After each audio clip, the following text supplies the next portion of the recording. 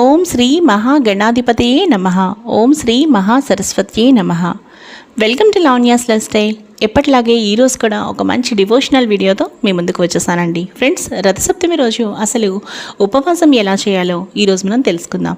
రథసప్తమి రోజు తెల్లవారుజామునే చక్కగా లేచి తలస్నానం చేసి ఇక ఆ రోజు ఆవు పాలతో బెల్లం పరమాన్నం తయారు చేసి సూర్య భగవానుడికి చిక్కుడుకాయల రథం 7 రథాలకి సూర్య భగవానుడికి నైవేద్యంగా సమర్పించి ఇక ఆ ప్రసాదం ఆ పరమాన్నం మాత్రమే, అది కూడా ఒక్కసారి తిని మాత్రమే ఆ రోజు మొత్తం ఉపవాసం చేసి మరుసటి రోజు నిత్య పూజ అయిన తర్వాతనే ఇక భోజనం చక్కగా చేయవచ్చు.